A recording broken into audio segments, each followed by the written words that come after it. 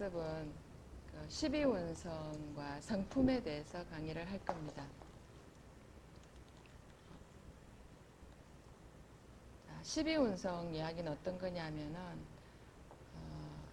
그야말로 그 사람의 사주 명을 보고 그 사람의 성품을 해석하는 이제 기초가 되기도 하고요. 그리고 그 다음에 여기 쫙 읽어보면은 여러분들 보시면은요, 기운을 보여주는 힘, 파워라고 할 수 있다 이렇게. 그래서 그 12운성의 힘이 얼만큼이냐에 따라 가지고 그 사람의 기운도 느끼게 해주는 이런 게 있습니다. 그리고 그 12운성이나 그 사주를 보고 그 사람이 자만을 하는 성품인지 아니면 겸손한 성품인지 또 열심히 노력하는 사람인지 또 내지는 또 사람관계가 원만하고 유대를 좋게 하는 사람인지 그리고 또 세상 사람 마음이 지 마음인 양 착각하는 사람, 이런 사람은 착한 사람이죠. 어질고 순한 사람, 그런 사람이고.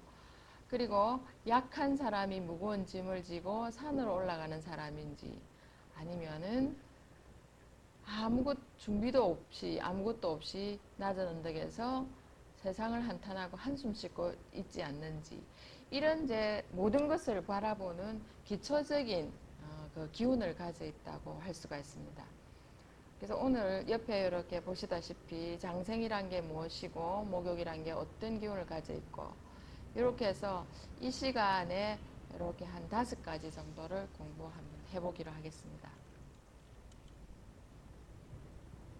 자, 12운성을 찾으려고 그러면은 뭐부터 시작하냐면은 자기의 일간이 뭔가를 봐야 됩니다. 내가 이제 사주 내기동을 뽑고 일간이 뭔가를 보고, 그리고 여기에 나오면은 여기 월지죠. 그리고 요거는 연지, 그리고 일지, 그리고 시지. 요렇게 해서 4개를 이렇게 찾습니다. 요 사람은 바로 이렇게 이제 제가 먼저 뽑아봤는데요. 여러분들 지난 시간에 배운 걸 참고로 하시면은 뽑을 수가 있을 겁니다. 이 사람 보면은 관대, 태, 그리고 장생, 제왕이 있습니다. 그럼 여기에 이렇게 4개가 나와요, 사람마다. 그러면 어떤 사람이 어떤 기운을 제일 많이 내느냐, 이런 거에 따라 가지고 다릅니다. 여기 보면은 월지에 가져 있는 힘이 굉장히 파워가 있습니다. 그래서 월지에 가져 있는 성품이나 기운을 제일 먼저 보고요. 그 다음에 일지에 있는 거를 2번째로 보게 됩니다. 그러면 4개인데 왜 2개만 가지고 합니까? 여기에 3번째는 시지에 있는 것이고, 그리고 4번째는 연지에 있는 것을 가지고 합니다. 그리고 이제 성품을 풀이하고 할 때 1번, 2번을 제일 참고로 하시면 된다는 겁니다. 자, 그러면은 우리가 12운성이라는 건 어떤 거냐? 이 이제 모든 기운이 살아가는 12가지의 인생길을 말을 합니다. 여기 만약에 예를 들어서 나무의 일생이다 하고 한번 바라보겠습니다. 맨 처음에 나무가 이렇게 새싹이 나죠. 여기 제일 먼저 시작입니다. 자, 나무가 어떻게 살아가고 죽는지를 보는 거죠. 자, 그 다음에 이 나무가 조금 더 커져. 크면서 나비가 이렇게 지나쳐가고 달라드는 그런 식입니다. 그러니까 요걸 갖다가 우리가 뭐라 하냐 하면은 장생의 시기다 이렇게 얘기를 합니다. 귀엽죠? 그 다음에 요게 뭐냐 하면은 목욕의 시기다 이렇게 얘기를 하죠. 그리고 이제 나무가 좀 더 자랍니다. 이렇게 이제 약간씩 폼이 나죠. 이렇게 폼이 나게 자라는 것을 관대의 시기다 이렇게 얘기를 합니다. 자, 그러면은 굉장히 이제 튼튼하고 강하게 자라게 됩니다. 요거는 걸록의 시기다. 걸록의 시기라는 것은 청소년기를 넘어서 청년기의 힘입니다. 이렇게 하다 보니까 굉장히 모든 것에서 열정적이고 적극적인 그런 힘을 가지게 됩니다. 그 다음 어떻게 되냐 하면 제왕의 힘을 가지고 된다. 자, 제왕이란 것은 뭐냐 하면은 최고로 무성하고 최고로 강한 힘을 가지게 되는 이런 시기를 말합니다. 자, 그 다음에 이렇게 제왕의 시기를 지나면은 이렇게 나무 잎이 또 빠집니다. 빠지고 점점 약해집니다. 이건 쇠의 시기죠. 이제 늙어가는 시기다. 이렇게 얘기를 합니다. 자, 새의 시기를 지나면은 그 뒤에 이렇게 낙엽이 떨어지고 말라 비틀어지기 시작합니다. 요게 병의 시기입니다. 사람의 일생이나 나무의 일생이나 똑같다는 거죠. 자, 그 다음에 이렇게 보면 이제 이 병 들어가지고 나무가 죽어버리면 어떻게 합니까? 이렇게 잘라버리죠. 나무는 사라집니다. 이렇게 사의식입니다. 죽었다는 의미를 가지고 있습니다. 자, 그렇게 되면은 그 다음에는 이 나무가 이제 거의 땅 속으로 다 들어가 버립니다. 이 시기를 묘의 시기라고 하는 겁니다. 자, 그 다음에 이제 우리가 나무가 이제 분리가 돼 버립니다. 이제 잎사귀 따로 이런 거를 절이라고 그럽니다. 우리 책가피에 이런 잎사귀 하나씩 다 끼워 보셨죠? 저 역시도 아직도 끼우고 있는 거 있습니다. 자, 그 다음에 여기서 나무는 이제 여기서 죽은 것 같지만은 이제 그 열매라든지 이런 게 남아가지고 이렇게 잉태되기 시작합니다. 요 안에 딱 들어가 있죠, 그죠? 요걸 갖다가 태의 시기다 이렇게 얘기합니다. 이 태의 시기에서 무럭 다시 이제 그 땅 속에 들어가서 기운을 받아가지고 완성된 이렇게 이제 기운을 가지게 됩니다. 이게 이제 양의 시기입니다. 자, 이렇게 해서 나무의 일생이 쫙 되는데요. 나무만 이렇는가? 아니라는 거죠. 사람도 이렇게 된다는 거예요. 사람의 일생을 한번 살펴볼까요? 사람도 아기에 이렇게 태어납니다. 엄마의 뱃속에서 뿅 태어나는 그런 거죠. 이런 걸 보고 이제 저희들이 성격을 풀이를 하는 거예요. 자, 그 다음에 한참 뛰노는 목욕의식입니다. 그죠? 장난감을 보고 이렇게 좋아하고, 이게 목욕의식이는 어떤 것을 좋아하는가? 그래서 자기 명예에서 목욕이 있으면 어떤 행동을 하는가? 이런 거를 보게 되는 거죠. 자, 그 다음에 관대의식입니다. 청소년의식이죠. 뭔가 고민을 하고 있고, 지금 걱정거리도 있고, 세상에 대해서 이제 궁금증을 가지는 그런 시기가 됩니다. 그런 걸 지나서 걸록의 시기가 됩니다. 이제 청년기죠. 자신만만하고 패기가 있고 뭐든지 열심히 하려는 그런 시기가 됩니다. 자, 그 다음에 장년기가 오죠. 장년기라는 것은 누구의 간섭도 싫어하고 스스로가 모든 것을 결정하고 파헤쳐 나가는 그런 시기가 됩니다. 그러니까 최고조로 올라간 시기가 이 제왕의 시기가 되겠습니다. 그렇게 되면은 이제 보통 이때를 5, 60대 이제 절정에 이른다고 하겠습니다. 자, 이 시기가 지나면은 이제 쇠의 시기가 들어갑니다. 별로 할 일이 없어집니다. 할 일이 없어지면서 이렇게 이 할아버지는 이제 낚싯대를 들이우고 앉아서 생각을 하고 있죠. 이렇게 되면은 기운이 별로 없어요. 그래서 욕심을 버리게 되고 이렇게 됩니다. 그래서 너무 무리한 것은 하지 않으려고 하고 이런 게 됩니다. 그러니까 세상 만사 살다 보니까 이제 경험한 거에 의해서 행동을 하려고 그러죠. 자, 그 다음에 보면은 이제 이 병의 이제 시기가 오는데 이제 늙은 다음에 가기 전에 병들어서 눕습니다. 그냥 나 늙었어. 그 다음 갈 때 돼서 꼴까닥 가고 이러면 참 편하겠지만은 꼭 뭔가 이렇게 가기 전에 이제 전처전을 벌이는 시기가 이게 병의 시기입니다.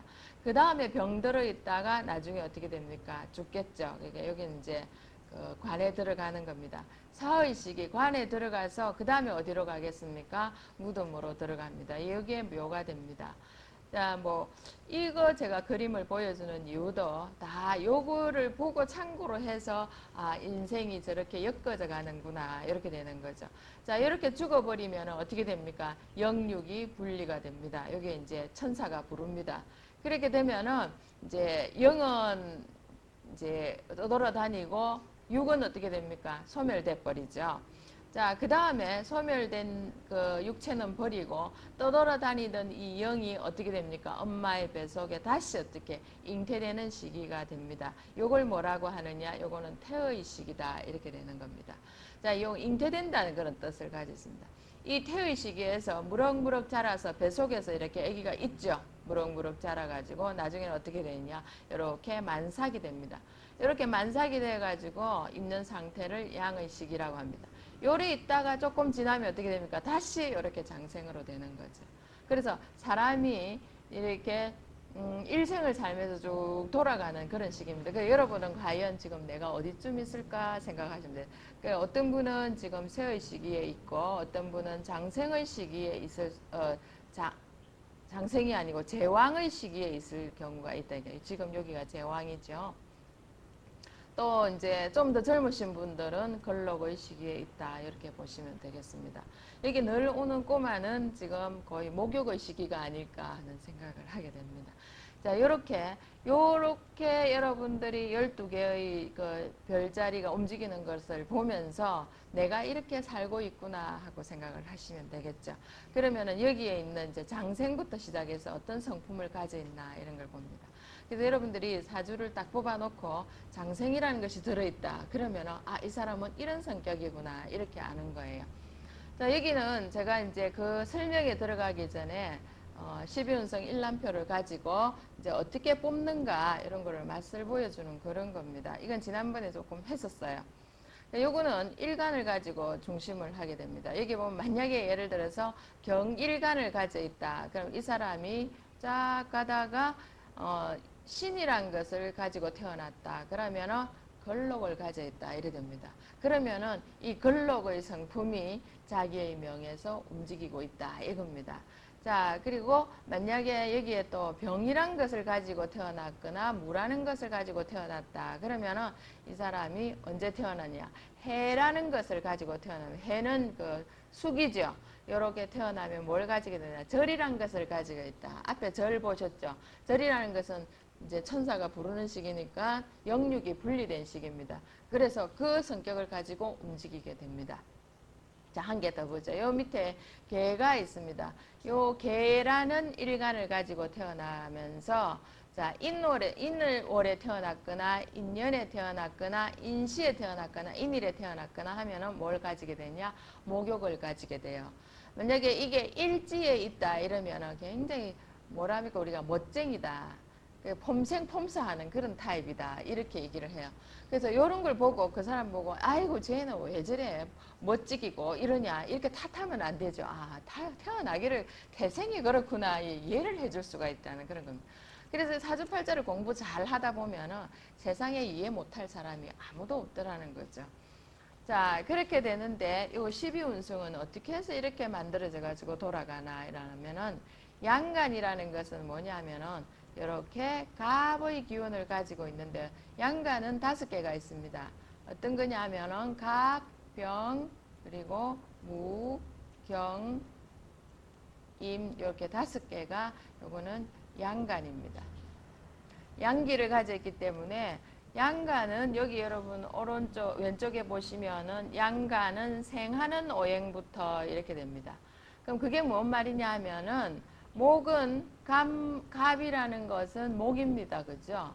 이렇게 목입니다. 목을 생해주는 게 뭐겠습니까? 목을 생해주는 것은 수가 됩니다. 수생목하죠. 수생목 하기 때문에 여기서 목이 어디냐 하면은 여기서 요것이 목이 돼요. 자, 이걸 생해주는 게 뭐냐면 여기에 있는 수가 됩니다. 그죠? 그래서 여기서부터 수생목 하니까 언제부터 장생이냐? 수의 기운이 들어오는 여기부터 장생이다. 이런 겁니다. 자, 그러면은 여기 이제 표를 해가지고 여기에 돌아갑니다. 자, 그러면은 쭉 돌아가면서 장생, 목욕, 관대, 그리고 걸록, 제왕, 이렇게 절정의 시기에 가죠. 그리고 세, 그리고 병, 사, 이렇게 갑니다. 여기가 사라는 것은 뭐냐 하면은 목의 기운이 여기 와서 이제 죽는다 이 뜻이에요. 그래서 간목의 기운은 뭐냐 하면은 발생의 기운이다. 이제는 여기 4월에, 이게 4월이 아니고 5월에 오면은 발생은 끝난다. 요때부터는 어떻게 하냐? 꽃을 피우기 시작한다. 이래 되는 거예요. 그래서 여기에서부터 이제 양간은 이렇게 거꾸로 가기, 은간은 거꾸로 가고, 양간은 시계 방향으로 돌고, 은간은 시계의 반대 방향으로 돌고, 이런 게 있습니다. 자, 그러면 을의 12운성은 어떻게 돌아가는가? 이렇게 한번 보겠습니다. 을의 12운성은 방금 여러분들이 보신 것처럼 간목이 사하는 자리부터 시작을 해가지고 시계의 반대 방향으로 이렇게 돌아갑니다. 자, 그러면 여기가 이제 을목은 장생이 되겠죠. 그럼 여기서부터 반대로 거꾸로 돌아가는 겁니다. 그래서 관대, 걸록, 제왕 이렇게 되죠. 자, 여기는 어떻게 되냐면은 걸록, 제왕이 오면은 간목하고 을목하고 걸록, 제왕의 자리가 거의 비슷하게 됩니다. 똑같지는 않습니다. 자, 그래서 제가 이렇게 색깔로 같은 오행은 이렇게 표를 해놨습니다. 그래서 같은 오행을 가진 거는 걸록재앙이 이렇게 비슷한 자리에 오게 된다. 이렇게 표시를 하는 겁니다. 그래서 여기 보면은 은간은 양간이 사하는 오행부터 시작을 한다. 그래서 사하는 오행이 간목이 사하는 오행이 어디에서 사했습니까? 화에서 사했죠. 화에서 죽었다는 뜻이 됩니다. 사했고. 그럼 여기서부터 화에서부터 여기 나오죠. 장생이 시작되더라 이런 겁니다. 이거는 여러분들이 막 외우고 그럴 필요 없고 자연스럽게 알아줍니다. 그래서 제가 이거는 표를 해서 이렇게 되는 거구나 하는 걸 좀 보여주려고 이렇게 만들었어요. 그래서 그 다음 오행부터는 조금 빨리 나가보기로 하겠습니다. 자, 여기는 화가 됩니다. 그죠? 화를 생해준 게 목이 됩니다. 그죠? 그래서 여기 목부터 시작을 해서 이렇게 걸록지향이 갑니다. 쭉 가다가 여기에 병화가 사하는 자리가 어디냐. 여기 보면은 유해서 사하죠. 그럼 여기서 죽어버려요. 자, 우리가 정화의 불빛을, 그 양화라는 병화는 태양입니다. 그러면은 언제부터 정화의 전기불을 켜게 됩니까? 태양이 지고 난 뒤에 켜져, 그죠? 이때부터 정화가 힘을 받아서 이제 밝히게 됩니다. 자, 그러면은 여기 볼까요? 여기에 정화가 있죠. 그러면 정화는 장생이 이때부터 시작을 하는 거죠. 쭉 가면서 반대로 갑니다. 이렇게 가죠. 이렇게 가가지고 나중에 쫙 가다가 걸록재앙은 같은 색깔을 가진 요 자리에 와서 붉은 자리죠. 여기 와서 절정을 이루게 됩니다. 자, 그리고 그 다음에 경금을 한번 보겠습니다. 자, 경금 같은 경우에는 장생이 화부터 시작을 하는데요. 왜 화부터 시작을 하냐 이렇게 하면은 토는 이렇게 사계절에 끼어져 있습니다. 이렇게 끼어져 있기 때문에 토라는 것이 이렇게 따로 이렇게 다른 오행처럼 두 개씩 나와 있는 게 아닙니다. 그리고 토의 걸록재앙도 무토의 걸록재앙도 여기 와서 같이 만나게 돼요. 그래서 여기서부터 시작을 하게 된다 이 말이 됩니다. 그러면은 이 경금은 장생을 여기서부터 시작을 해서 걸록재앙이 자, 요 경금은 흰색이죠. 그럼 여기 와서 걸록재앙이 되죠. 자, 이게 걸록재앙이라는 건 뭐냐 하면 같은 색을 만날 때 파워가 굉장히 커진다 이런 뜻입니다. 자, 여기 보면은 사가 자에서 사가 되죠. 그럼 여기서부터 뭐가 되냐면 신금이 시작이 돼요. 신금이 시작되면서 거꾸로 돌아갑니다. 그래서 무조건 양가는 시계의 방향으로 돌고 음가는 시계의 반대 방향으로 돌아간다 그런 겁니다. 자, 여기 볼까요? 신금이죠. 신금은 여기서 장생이 시작됩니다. 그러면서 어디로 가냐? 이렇게 반대로 돌아가서 제가 너무 빨리 돌렸네요. 자, 더 보죠. 자, 이렇게 보면은 신금은 장생에서 시작해서 나와서 시계의 반대 방향으로 이렇게 돌아갑니다. 결국 경금하고 비슷한 자리에 와가지고 걸록재앙의 힘을 발휘하게 되어 있습니다. 자, 그 다음에 임수를 한번 보겠습니다. 임수의 12운성은 임수는 원래 수기이기 때문에 까만색인데요. 제가 회색으로 해놨습니다. 자, 수를 생해주는 게 금입니다. 그래서 여기에 금부터 시작을 해서 장생으로 들어갑니다. 말하자면 겨울이 시작될 때는 가을부터 준비를 한다 이 뜻입니다. 자, 요래 쭉 가다가 해자월이 되면은 절정을 이루고 또 여기 보면은 6월쯤 묘월이죠. 음력으로 2월이고 양력으로 3월쯤 되면은 이제 서서히 그 추위가 다 가버린다는 그런 뜻이 됩니다. 자, 여기서 이제 그 임수의 기운은 죽어버리고 이제 개수의 기운이 살아납니다. 그럼 개수의 기운은 자, 여기가 장생이 되겠죠. 양간이 여기서 사인 것처럼 자, 여기서 어디로 돌아가냐? 어디로 돌아간다 했습니까? 시계의 반대 방향으로 돌아간다 그랬죠. 이러면서 걸록재앙은 비슷한 자리에서 만나게 됩니다. 자, 요거는 여러분들이 굳이 막 보고 저거 복잡하다 그 생각이 들 겁니다. 외울 필요는 없고요. 그냥 조금 제가 참고로 보시라고 이렇게 만들어 놨습니다. 그리고 이제 그 다음부터는 실제적으로 장생 이야기부터 시작을 할까 합니다. 장생은 어떤 거냐 하면